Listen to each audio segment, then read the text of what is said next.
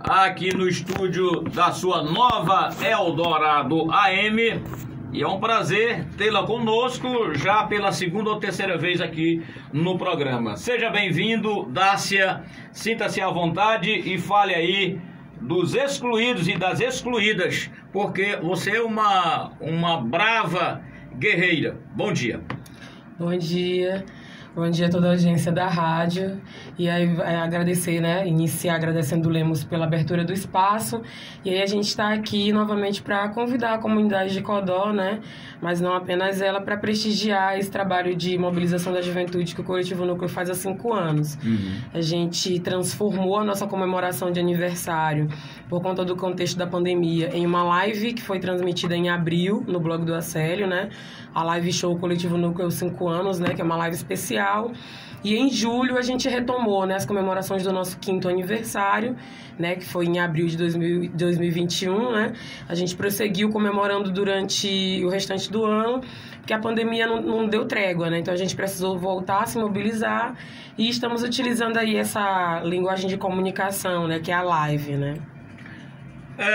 Esse trabalho que você, com outras pessoas, né, um grupo grande de pessoas, tem dado resultado mesmo, assim, as pessoas elas têm sido assim receptivas com essa linguagem, com esse chamamento, para que possa haver então essa luta, essa disposição contra essa coisa. O Brasil é um país de exclusão. Alguém fala país de inclusão, mas tem muita gente que é excluída. Sim, o convite, na verdade, da próxima atividade é dia 25, né, às 7 horas da noite, às 19 horas. Transmissão no canal do blog do Acélio, né, já pra gente dar o serviço para eu tentar responder o Lemos. Assim, Lemos, de que maneira que a gente se lê, né? O bloco anterior, você finaliza ele fazendo críticas, né, ao modo como a política local ela se desenvolve, né? E aí a política ela é um mal necessário, tanto a nível federal quanto a nível local. A gente precisa de algum mecanismo de governança, né? Mas o modo como as coisas se estabelecem, às vezes, parecem não permitir que determinados assuntos sejam discutidos. E aí as questões que envolvem a juventude, no primeiro momento, né, que é esse elo de ligação que a gente tem com a comunidade de Codó, passando pelo fato de que a gente almeja ser um exemplo, né, e também um espaço onde a juventude possa sonhar, a juventude negra da cidade, né, faz com que a gente receba essa pergunta, às vezes, até com muita felicidade, né? Porque talvez você pergunta no intuito, mas a gente responde com qual ideia, assim. A gente sabe que a gente é uma coisa histórica e não é prepotência, é justamente por pensar uma terceira via ou uma via alternativa do que está colocado. O que está colocado é a gente ser obrigado a escolher algum grupo, alguma determinação, alguma camisa para vestir, e nós não somos as preocupações desses indivíduos. Pelo contrário, eu falava para minha irmã, me preparando para participar dessa maratona de divulgação que a gente está fazendo, do seguinte: a ignorância é um projeto político, né? Manter as comunidades pobres, excluídas de modo geral, dentro de um poço de ignorância não é apenas perversidade, é um projeto político. Mas como Dácia, que você detecta isso? Essa juventude negra, você está com o grito dos excluídos. O que é mais, assim, digamos, mais forte que dá para ver isso, esses jovens negros sendo excluídos? O quê? Excluídos da escola, da faculdade, da festa, da banca de cerveja. Onde é que se detecta mais essa exclusão? Então vamos lá. Esse tema, na verdade, ele não é nosso. A gente está pedindo emprestado do calendário de mobilização da própria Igreja Católica. E aí o grito das excluídas e dos excluídos, ele é uma resposta dos movimentos sociais da Igreja. E a partir da Igreja, as organizações da sociedade civil se juntam, né? Para pensar que a data histórica do 7 de setembro, que marca a nossa independência nacional, ela ainda hoje, infelizmente, é ensinada a partir de um modelo. E o modelo é justamente o fato do diagnóstico que eu te dou falou do maior problema. O maior problema é a criação de modelos.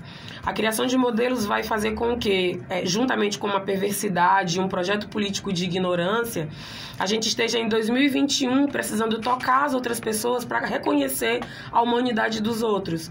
A humanidade que está na raça que é diversa, no caso, a raça negra, né? Que está na sexualidade que é diversa. Nem todo mundo é heterossexual e elas não deixam de ser humanas por isso. Elas são filhos, elas são pais, são irmãos. O trabalhador do campo, que as pessoas leem que o trabalho rural é um trabalho menor do que eu ser professora num contexto de cidade, né? O modo como as comunidades tradicionais lidam com o que é recurso natural, né? Mas eu te pergunto, essa juventude negra que você se refere, ela é realmente excluída, porque se você olhar hoje, o negro tem acesso à faculdade, ele tem acesso à escola pública, ele está na escola particular, privada. Tem negro, advogado, por exemplo, o Segivan, já veio aqui, né? Conversou com a gente, é uma pessoa maravilhosa. Tem o Justino, que é comerciante lá na Rua Paraguai, gente maravilhosa, até chega uma vez falar aqui, acho que várias vezes, que tem negros que eu não trocaria, um negro eu não trocaria por 10 ou 20 brancos, tá?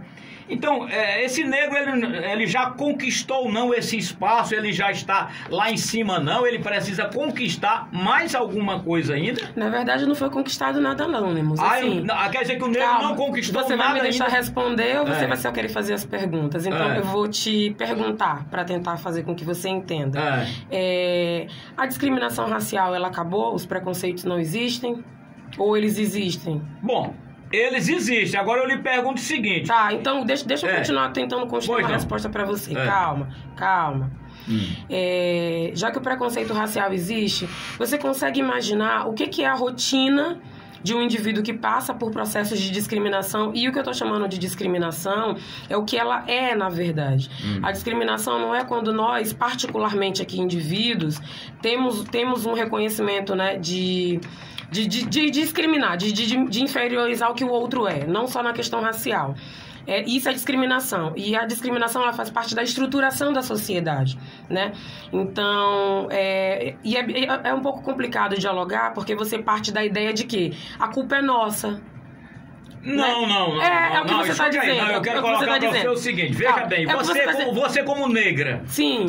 Eu também, você vê aqui que eu também sou negro. Não, isso é uma questão de autodeterminação. Tá, ninguém diz que o outro é negro. A discriminação diz que o outro é negro. Isso, então veja bem. A discriminação então, que diz, mas eu não saio por aí tabelando quem é e quem não é. Escute aí, hoje você anda nas ruas de Codó, você se sente discriminada pelas pessoas, as pessoas quando lhe olham, dizem, olha, é uma negra, tá? É uma negra. Pelo contrário, eu vejo em você uma pessoa excelente, muito inteligente, acima do QI de muita gente por aí. E você é negra. Eu tenho um respeito muito grande por você, como outros que eu já citei aqui. E aí, as pessoas hoje, elas não estão respeitando. Eu não vejo mais muitas pessoas andar ironizando os negros. Mas, Lemos, é isso que eu quero que você entenda. Você e a sua audiência, porque esse pensamento ele é compartilhado por toda a sociedade, porque existe um projeto político de produzir conhecimento a partir das universidades, tentando justificar preconceitos raciais. Inclusive, algumas das ideias apresentadas por você aqui são reprodução de preconceito. Mas a gente não vai se matar por isso. O que eu quero é aproveitar o espaço para trazer uma outra reflexão para você e para sua audiência. Em qual perspectiva? A discriminação ela é apenas um aspecto da questão racial e talvez ela não seja o mais importante. Ela justamente esconde todo o processo de fazer do esqueleto da sociedade as ideias de discriminação. A sociedade, sobretudo a brasileira e a codoense, não está apartada disso, né? A sociedade, ela se esqueleta no racismo, ela se esqueleta na discriminação, ou seja, ela se baseia, ela se estrutura, isso ainda está dentro do que a gente vive cotidianamente. Mas então houve um avanço, mas precisa avançar mais ainda. Calma, Lemos, não houve avanço. O que a gente conseguiu, inclusive com governos de social-democracia ou de liberalismo que permitem reformas sociais, o que a gente conseguiu foi um acesso em consumo, que inclusive é a grande crítica que as pessoas têm a governos de PT aí, nacional e internacionalmente. Mas a gente não mudou as raízes de pensamento que dizem que você acreditar que já se conquistou tudo pro povo negro, né? E que não se deva nem lutar mais, porque, em outras palavras, é isso que você está dizendo. As cotas que foram destinadas para os negros do governo do PT, isso não foi um avanço? Chama-se políticas de ações afirmativas, não são cotas. E ótimo que você citou. Elas são políticas de reparação por 500 anos de histórias de exclusão. Então, assim, quando acontece o 13 de maio acontece sem que não haja nenhum tipo de processo de curar as feridas da história do Brasil, de passar 500 anos escravizando gente preta nesse país. Então, você acha que 133 anos, que é o que tem de 13 de maio para cá, resolveu o problema? Quando a gente fala que a gente está mobilizando a sociedade em torno da questão da discriminação, Lemos, e aos seus ouvintes que talvez compartilhem dessa linha de raciocínio, se acalmem, a gente não quer vingança. E a gente poderia querer, a gente teria o direito histórico à vingança. Porque foi feita a maior violência da história da humanidade com os antepassados africanos da humanidade.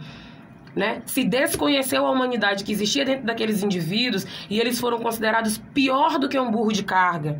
Eles foram tratados com a humanidade que muita gente não destina nem aos animais nos dias de hoje. Então, se acalma. Essa linguagem, é muito bonita essa linguagem que você põe aqui no microfone aqui da Eldorado. Mas assim, você falou sobre o 13 de maio. Sim, 13 de maio. Codó é uma cidade, eu diria, com mais de 60% de negros. Pelo IBGE, né? somos quase 80%. Quase 80% de negros. Nós tínhamos aqui em Codó uma festa bonita ali no Centro Operário. E a gente percebe que isso, ao longo dos anos, aqui em Codó, não se manteve essa festa, essa identidade, essa coisa viva do negro. Você atribui ao quê? Ao próprio negro que não participa, que não foi participar, que não foi motivado aí a participar? Quem são os cabeças que terminaram contribuindo para isso? Eu culpo, então, o fato de que ainda hoje se ensina nos bancos escolares que a herança africana para a sociedade é inexistente e quando ela existe, ela é uma coisa menor do que a herança do português. Em outras palavras, o que eu estou te dizendo é que a discriminação continua, ela é uma estrutura que organiza a sociedade. E ficar insistindo nesse pensamento de que a culpa está no nosso colo não resolve. A gente sabe quem historicamente discriminou e escravizou os antepassados africanos da humanidade. Então, quando você quer colocar a culpa no colo do próprio negro, não é. Você deve ter passado pelas suas próprias experiências de discriminação, porque, pelo que eu percebi, você também se lê como uma pessoa negra. Sim. Então, você imagina que isso não é um dia, isso não é 2, isso não é 1 hora, isso é o tempo todo. Isso é na televisão, isso é no namoro, isso é no processo de alimentação, né? Então, isso acontece o tempo todo. Quem é a pessoa que constrói autoestima, sendo desestimulado todo dia pela sociedade? Na escola, o livro de ciência traz como corpo da saúde o corpo da pessoa branca. A história dos antepassados do povo negro brasileiro é tratado só na chicota, na escravidão, não tinha conhecimento. E se a gente for cavucar, a origem da humanidade é africana, né? Tem origem no continente africano. Eu concordo com você em parte, mas eu tenho minha divergência. Mas a gente não precisa concordar. Certo. O que eu estou te apresentando é que o mundo não se explica só do modo que você entende. E eu estou partindo para tentar explicar do lugar comum, desse pensamento comum que está espalhado na sociedade, que é o seu. Certo. Porque, Dácia, olha, eu percebo que os negros realmente, nós passamos por dificuldades. E ainda passamos, negro, né? E ainda passamos. Mas assim, houve um avanço. Você disse que não houve praticamente avanço nenhum. Não, as políticas públicas estão aí, elas são pensadas dentro do movimento social negro. Não foi nem governo e nem partido que deu. Existem leis hoje que, até nas novelas do Brasil aqui, leis do nosso país... Chama política de ação afirmativa. Isso. Os negros têm que fazer parte lá do elenco. Tem que fazer. Se a gente está na sociedade, a gente tem que estar representado. Mas antes isso não era assim. A coisa não era assim. E tinha quantos negros por novela? A Maju, por exemplo, da Globo. E tinha quantos negros por novela antes? Nada, não tinha nada. Então pensei, isso que eu tô falando. Não tinha, pois é, eu tô falando que houve esse avanço. Pronto. Né? Por exemplo, a Maju é negra e está lá apresentando o jornal hoje na TV Globo. Sim. Né? Aqui nós temos, como é o nome do nosso apresentador aqui do reggae? Que é Zezinho. O Zezinho Marley, né? Zezinho Marley negro, está aqui na Eldorado. A gente está em Codó, Lemos, é só sair na rua que você vê gente negra. Então é assim, eu quero ver, eu estou vendo que houve realmente esses avanços. Mas pelo que você me colocou aí, praticamente não houve avanços. O que a gente tem é o seguinte, essas políticas, elas acontecem de maneira sabotada. Você faz cobertura de jornalismo político local, você deve saber que muitos dos eventos são avisados em cima da hora para as pessoas que estão diretamente nas comunidades fazendo seu trabalho de educação, de clube de mãe, de grupo de jovem, né?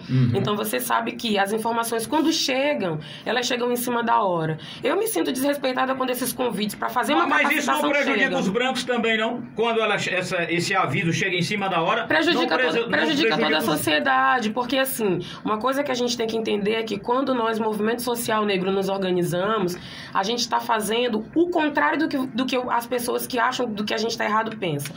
A gente não está se organizando para vingança, já falei. Nós teríamos o direito histórico à vingança, sim, mas a gente escolheu um outro referencial, que é um referencial ancestral africano, que é de quê? Ensinar, educar, mobilizar. Por quê? Quando esses assuntos aparecem na mídia, teve até no Big Brother, né, que aquele cantor famoso falou, mas vocês têm que me ensinar. A gente está ensinando. Só que todas as vezes que a gente apresenta uma ideia contraditória, que a gente está fazendo aqui, eu e você, nós somos colocados como loucos e raivosos. Algumas pessoas na audiência devem estar até pensando, nossa, essa menina não deixa o Lemos falar. Mas é porque eu preciso apresentar um contraponto, eu tenho que apresentar. Eu não vim aqui para aceitar que a linha de raciocínio, inclusive que passa pelo banco escolar, que vai inferiorizar a minha participação na história, que vai dizer que tudo que foi construído pelo povo africano e que influencia diretamente a história da humanidade não existe quando eu sei que existe. E esse é um dos processos para curar e para sarar todas as feridas sociais, emocionais, políticas, para que a gente construa uma Codó melhor. O que eu quero, Lemos, é uma Codó transformada. A última pergunta que eu vou fazer para você. Vamos lá. Para depois a gente falar aí no fechamento. Isso, aí, né? No evento. Isso. Eu te pergunto o seguinte.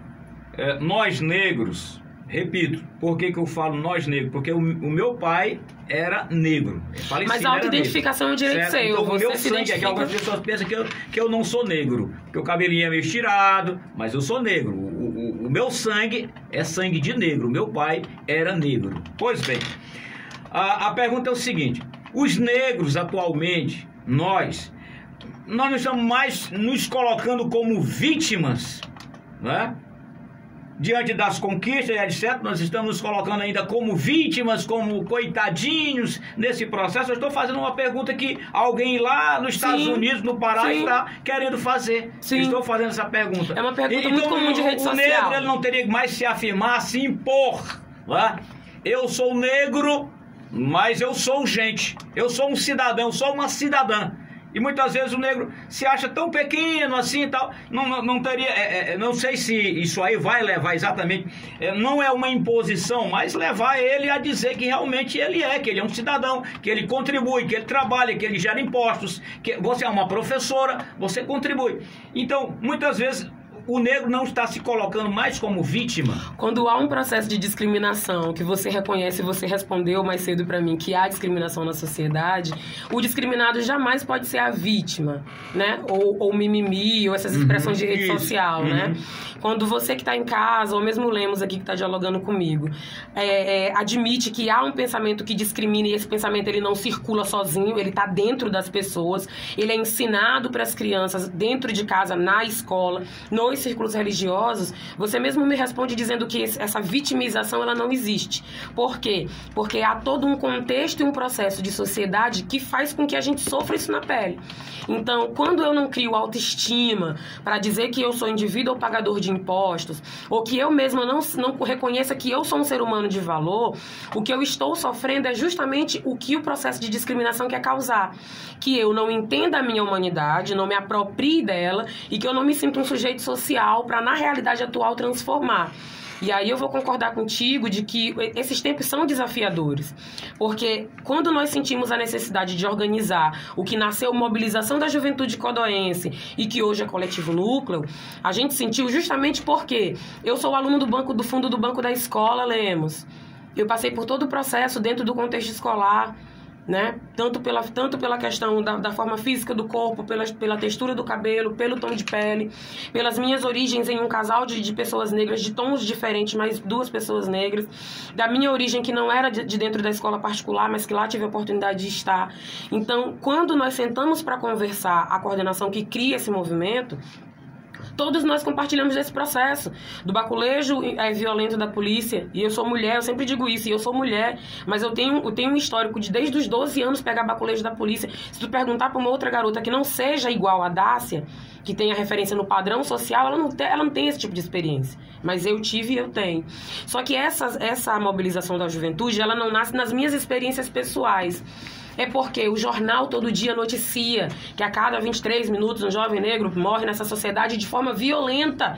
Não é um coração que explode, é uma bala que acha uma cabeça de uma criança de 12 anos, né? Então, assim, quando a gente encontra, inclusive, questionamentos como esses seus, a gente entende que a gente não pode parar.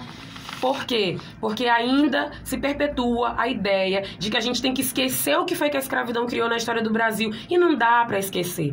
Porque racismo é um processo de privilégio. Se tem alguém vivendo muito bem, é porque tem alguém vivendo na merda. Até me desculpa o peso da palavra. E essas pessoas, elas têm cara, elas têm moradia, elas são os bairros da nossa cidade que a gente trata como bairros violentos, né?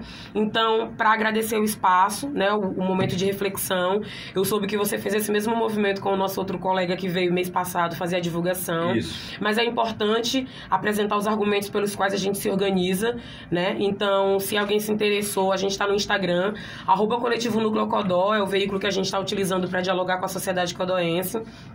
Lá no Instagram, a gente está tirando mais dúvidas sobre o movimento, como pode ajudar.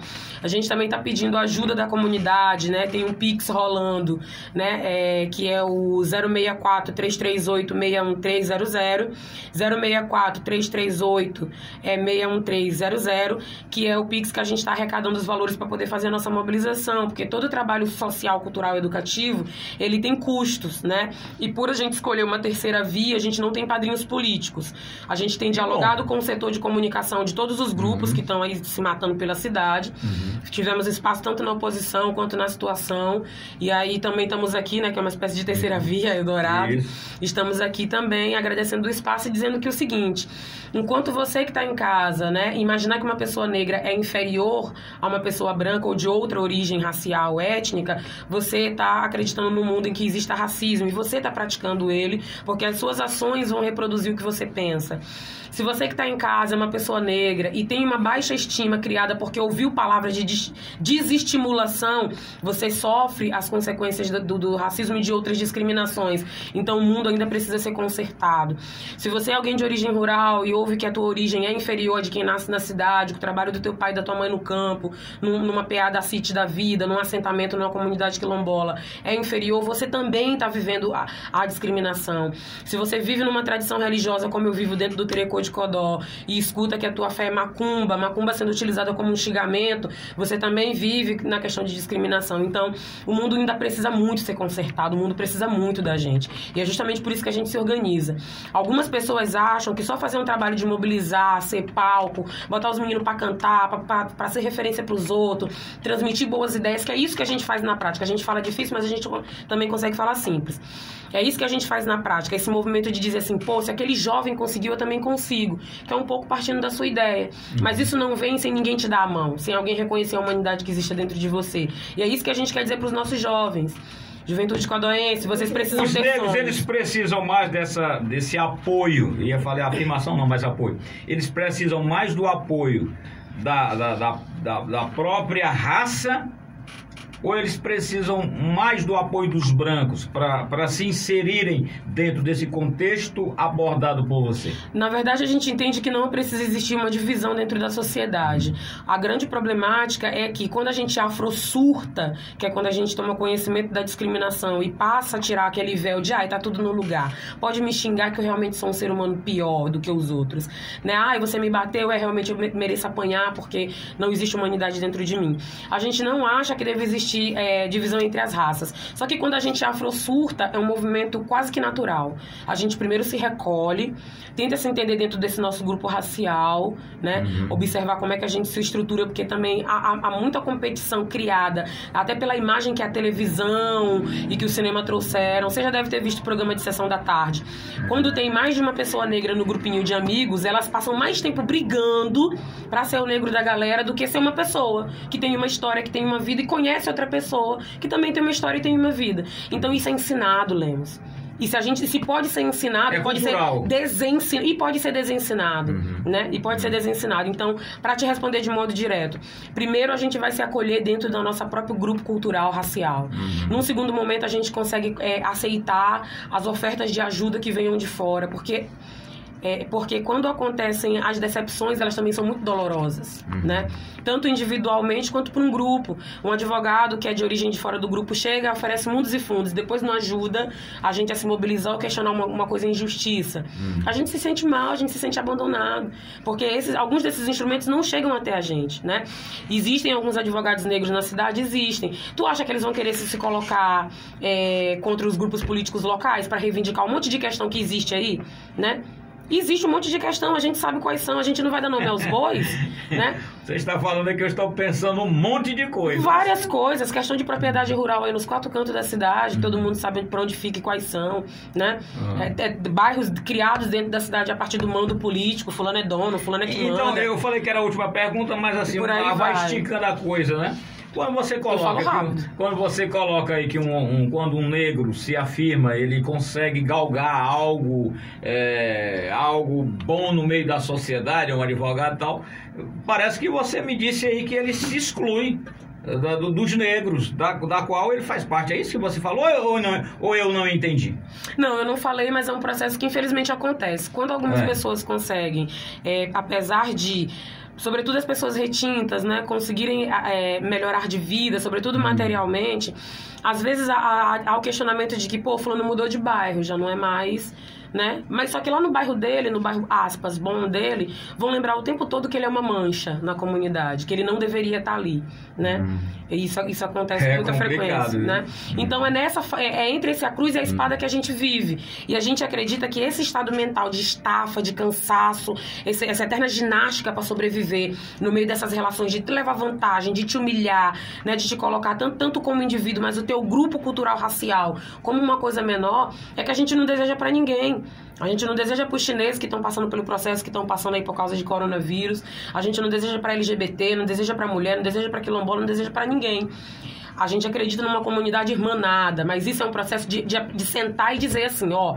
Essa é a culpa, mas essas são as responsabilidades. De dividir a responsabilidade de criar uma sociedade cada vez melhor. Por isso, dia 25, 7 horas da noite, no blog do Acélio no YouTube, a gente vai estar lá mais uma vez, mobilizando a sociedade codoense, a partir de bons exemplos, né, de 3 gerações diferentes, trocando ideia sobre quem se é, como se chega onde se chega, quais foram os sonhos que você sonhou que você não realizou. Vai ter música, vai ter teatro, vai ter dança, vai ter mensagem da Igreja Católica, a partir do Padre Paulinho e do Orlando Matos também. Os evangélicos não entram nesse contexto? Nós temos muita dificuldade de dialogar com o evangelismo porque há um processo de demonização de quem somos e das nossas tradições.